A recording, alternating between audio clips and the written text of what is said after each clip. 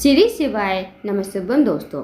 जैसा कि दोस्तों आप सब जानते हो कल है गुरुवार का दिन। तो गुरुवार के दिन आपको गाय को एक ऐसी चीज़ चुपचाप खिला देनी है जिसे खिलाने से आपकी जो भी मनोकामना होगी ना, चाहे वो धन को लेकर हो, व्यापार को लेकर हो, नौकरी को लेकर हो, या फिर आपके जीवन की कोई अधूरी मनोकामना है तो आपकी मनोकामना पूर्ण हो जाएगी। इस उपाय को आपको 7 गुरुवार करके देखना है। आपके घर में पैसा ही पैसा होगा। आपके जीवन में कभी धन की कमी कभी नहीं होगी और माता लक्ष्मी हमेशा आपके घर में वास करेगी। पूज्य गुरु जी कथा को सुनकर उपाय को अच्छे से समझाने का प्रयास करेंगे। तो आइए दोस्तों जानते हैं उपाय कैसे करना है। तो दोस्तों पहला जो उपाय है वो है मनोकामना पूर्ति के लिए। यदि आप इस उपाय को कर लेते हो तो आपकी जो भी मनोकामना होगी वो अवश्य ही पूर्ण हो जाएगी। साथ ही आपके घर में माता लक्ष्मी हमेशा वास करेगी। तो दोस्तों सबसे पहले आपको एक मीडियम साइज की कटोरी लेनी है। उसके बाद इस कटोरी को आपको चने की दाल से भर लेना है। साथ ही आपको लेना है बड़ा सा गुड़ का टुकड़ा।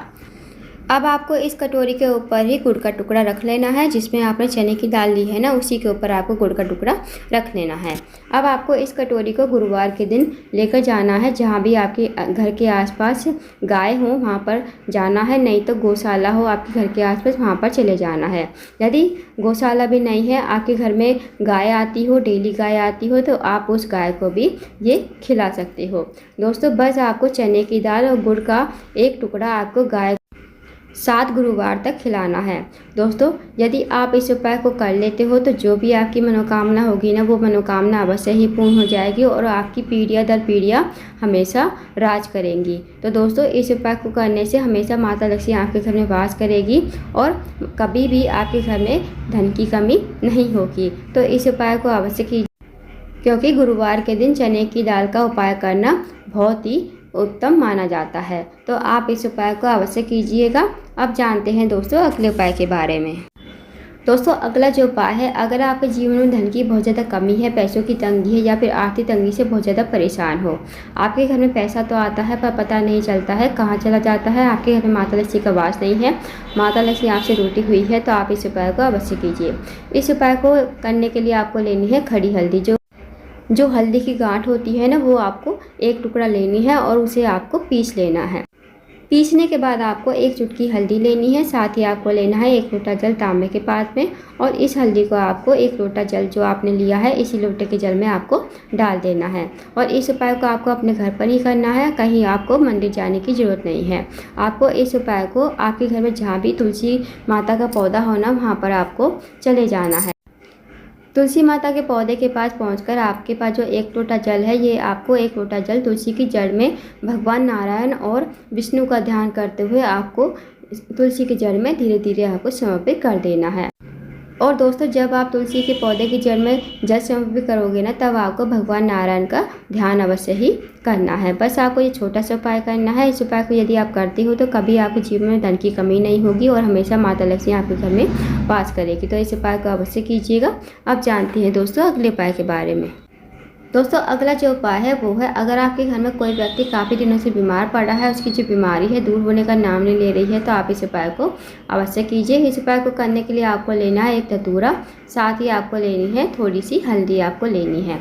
अब जो आपने धतूरा लिया है ना, ये आपको हल्दी में अच्छी तरह से रंग लेना है ताकि इसका जो ग्रीन पार्ट होता है वो आपको पीले कलर का रंग लेना है। उसके बाद आपको इस धतूरे को लेकर जाना है शिव जी के मंदिर में।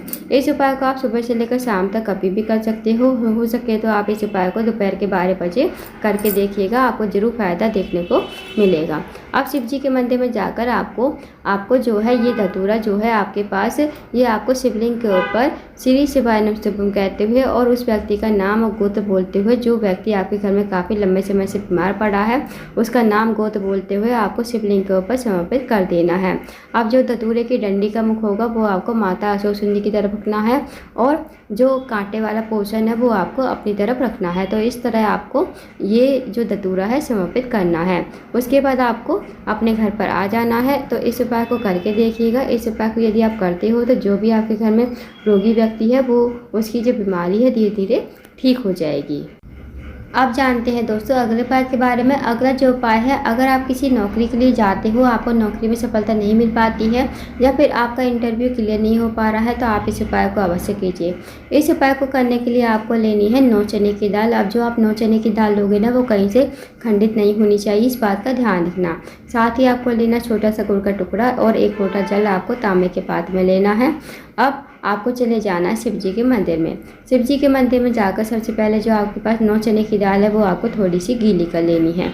गीली करने के बाद आपको जो आपके पास जो छोटा सा गुड़ का टुकड़ा है, वो आपको लोटे के जल में डालना है, श्री शिवाय नमस्तुभ्यम कहते हुए। अब जो आपके पास 9 चने की दाल है, वो आपको शिवलिंग के ऊपर श्री शिवाय नमस्तुभ्यम कहते हुए और बृहस्पति से महादेव का स्मरण करते हुए आपको समर्पित कर देनी है शिवलिंग के ऊपर। उसके बाद जो आपके पास 1 लोटा जल है, उसको आपको अपने हाथ में लेना है और भगवान से प्रार्थना करनी है कि हे महादेव, मेरा ये कार्य है बहुत दिनों से अटका हुआ है, मुझे जॉब नहीं लग पा रही है, मेरा इंटरव्यू क्लियर नहीं हो पा रहा है। आपको जैसे प्रार्थना करनी है वैसे कर लीजिए और आपको अपनी मनोकामना कहते हुए भगवान से विनती करते हुए 1 लोटा जल आपको शिवलिंग के ऊपर श्री शिवाय नमस्तुभ्यम और बृहस्पति से महादेव का स्मरण करते हुए आपको शिवलिंग के ऊपर समर्पित कर देना है। उसके बाद आपको 2 मिनट मंदिर बैठकर श्री शिवाय नमस्तुभ्यम का जाप करना है। फिर आपको भगवान को प्रणाम करके विनती करके आपको अपने घर पर आ जाना है। तो दोस्तों बहुत ही अचूक विशेष उपाय है, इस उपाय को अवश्य कीजिएगा। इस उपाय को करने से आपका जो भी कार्य अटका हुआ है, वो कार्य आपका पूर्ण हो जाएगा। तो दोस्तों ये थे कुछ विशेष उपाय जो आपको गुरुवार के दिन करने हैं। इन उपाय को अवश्य कीजिए। अगर आपको जानकारी पसंद आई हो, वीडियो को लाइक करें, शेयर करें, चैनल को जरूर सब्सक्राइब करें, कमेंट बॉक्स में श्री शिवाय नमस्तुभ्यम हर हर महादेव जरूर लिखें।